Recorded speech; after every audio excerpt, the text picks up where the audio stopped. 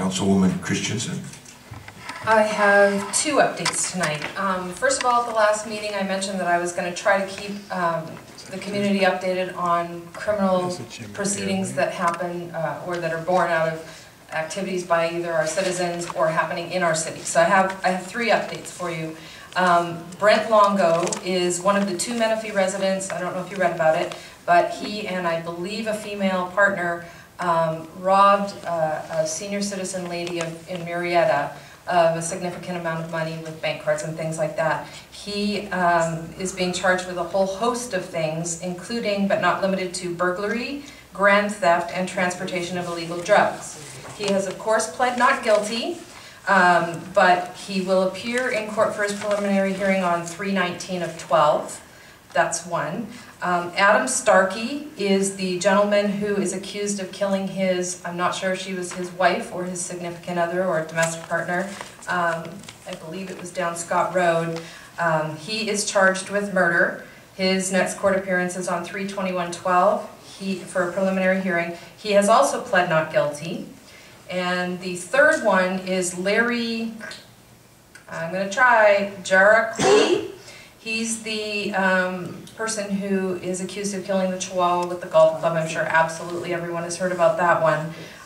He is being charged with animal cruelty and I believe brandishing a weapon, which is a felony offense. His arraignment will be on March 22nd of 2012, and I believe he's also pled not guilty. The reason I want to update you is because we know that our sheriff's deputies are doing a fantastic job of catching these people who are doing wrongdoings. And I just want to assure you that we're keeping on top of the justice system and in making sure that it moves through the system and they're held accountable for their actions, because we don't want them here. I mean, some of these sentences will probably be not what we would hope. You know, I would hope that Mr. Jericho would get life, but I don't get to decide that. So anyway, I'll keep updating you as these things go through the process, and if we have any other cases that come up, I will update you on that as well.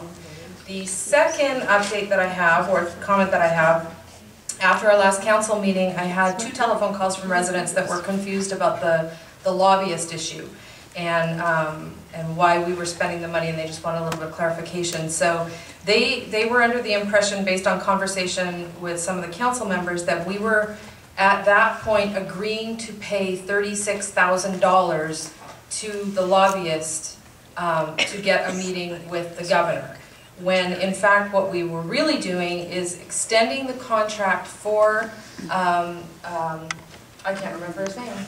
4 months. Gonsalves and Sons, thank you, for the firm to continue in the efforts to retrieve our VLF funds.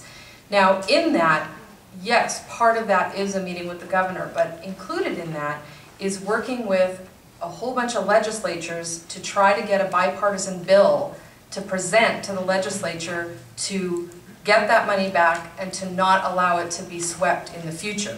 So I just wanted to clarify that the additional portion, we've already spent $24,000, or the contract value was $24,000. This was to extend just for 4 months for a total of $12,000. We're not writing an additional check for $36,000 to Gonsalves and Sons. That's it. Any other comments by council?